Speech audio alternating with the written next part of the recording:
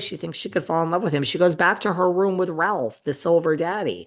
And then they kiss, and she tells him, nothing could happen because I'm on my period. Well, it turns out the next day when she's in Giselle's room that she wasn't on her period, that Ralph, the silver daddy, was kissing her and he was the lizard. He kissed like a lizard. And Giselle says, oh no, not the lizard. And our two favorite Potomac girls have a little laugh at Ralph's expense on national TV. It's kind of embarrassing. Shannon lets us know that she feels very comfortable with Earl. Good, Shannon. Good. This is good. She's not ready to cut Earl. Shannon needs a nice guy. Come on. She had David Bador. She had John Jansen. This guy really likes her. Mind you, his wife died. Now, when you meet a widower, let me tell you something, guys. Anyone out there ever meet a widower and go on a date with a widower? In a way, it's a great thing because you're like, what a nice person, right? Like you stayed by this person's side. Like you're only single later in life because, your person passed away. But it is also not such an easy shoe to fill when someone's madly in love with someone and they pass away. So I'm not so sure at the end of all this. I mean, I wouldn't take for granted that Earl's just going to end up with you, but he does seem to really like her and he seems alone. And I don't know. I really am rooting for Shannon and Earl. And they say I have a black heart. Well, I actually say that, but don't tell anyone. I have an emotional side for Shannon and Earl. But Ashley has the biggest issues with Wale because she is falling in love with him. And then they talk and she tells him this, and Wale is just like, this girl is playing games. Playing games. Which I think she is. I mean, a rumor is two people end up with two people. I don't know who the two people are. God, we're spending a lot of time on this. I'm kind of lost in the weeds, aren't I? Mark comes back. They bring someone back from the past. Jesus Christ Superstar. That's what Luann calls him. She likes this guy, Mark, and she says, but you didn't make a move on me and you didn't kiss me. And then he's like, oh, and then she's like, well, you can kiss me now. And he doesn't do it. Luann is over that, honey. Gizelle tells us if someone is tall and hot and doesn't speak a lot, that she's interested. I don't need you to be tall, but if you don't speak a lot, I'm kind of interested too. Maybe Giselle is my spirit animal. She says she's a dude with no emotions and she just wants someone that doesn't speak. Hey, Giselle, let's go out. I'll be your wing girl. You could be my wing girl. They all are trying to figure things out. At one point, James says to Luann, you're my girlfriend. And she's like, no, I'm not. And then basically the whole thing ends, really. I mean, well, it ends with Ashley and Wale. They're having a big, I think Ashley likes this guy, Wale. And the other guy doesn't kiss good, so get rid of him. I don't know. I mean, Ashley's trying to do the right thing. She's like, listen, I don't know if I want more kids. And if we date, he's like, what's the worst that could happen? She's like, we could, and this guy likes her and he's hot. She's like, we could date for like, and like age appropriate. He's younger. She's like, we could date for like, I don't know, like 3 years. You could want a family. I don't. And well, she's not saying she doesn't, but she may not. And then you'll start over. That's what happened with Sofia Vergara and Joe Manganiello. Anyway, it ends with Luann going back to her room with this guy, James.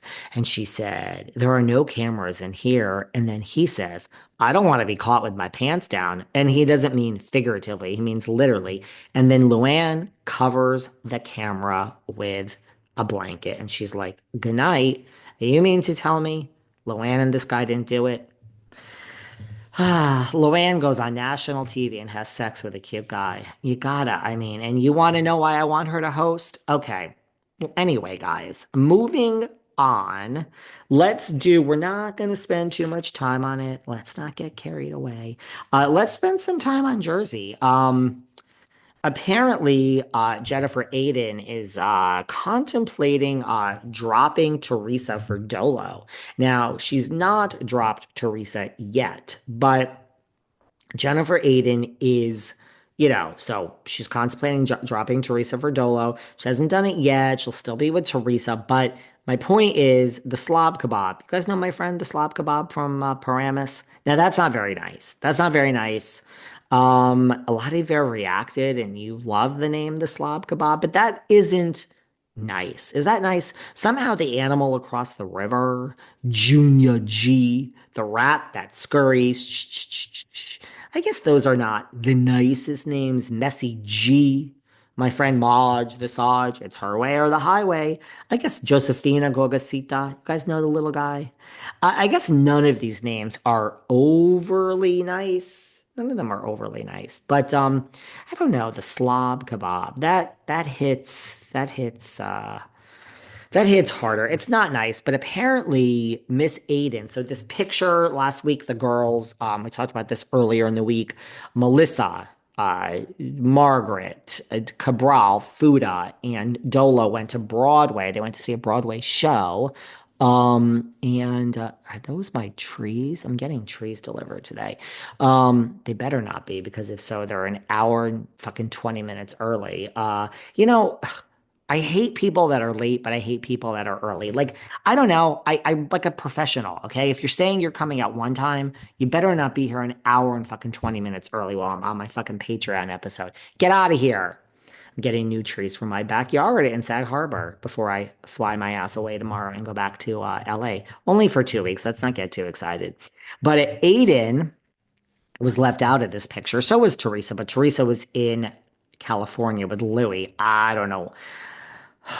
Someone told me some stuff they were up to there too, which I don't even want to get into that now. See, here's the thing. We don't just spew out information. We like to investigate some things. So someone has sent me a picture of some people that Teresa and Louis were hanging out with, and it don't sound good about what they were up to. It's more shady ass business stuff, but I'm not going to talk about that because it's a unsubstantiated DM here with pictures and names. And I mean, the one guy does seem to have a pretty shady past, but let's look into that when we can. But Miss Aiden was upset because Teresa was away and she was left out of the picture. And there's all this talk about Dolores and Rhode Island, even though she's not going to Rhode Island. I have a whole new theory. Like, could we have been doing this all wrong? That it's like Teresa or Melissa, Teresa or Melissa. I still don't think the show could come back. I think it's backed itself into a corner. You can't come back with Teresa. Bravo sees everything. So they actually know that you guys can't stand Teresa. I can't believe I'm saying this. We've actually come to the point where even most of the tree huggers can no longer stand Teresa. There's a small portion of crazy people that it is an actual cult. It is a true cult at this point. It is scary that just bow down to Teresa and refer to her as the queen. But most of the tree huggers have jump ship. So Bravo sees all the comments and they know you guys can't stand fucking Teresa. So I don't think they're bringing back Teresa. Could it be that when it ended and we had the Godfather, the Godmother sitting there, Dolores, and we play the Godmother music, could we be going about this all wrong? And could it have ended with foreshadowing that like the only person who's in the middle of it all is Dolores and she's actually the future of the show, the center? It's not going to be Teresa or Melissa.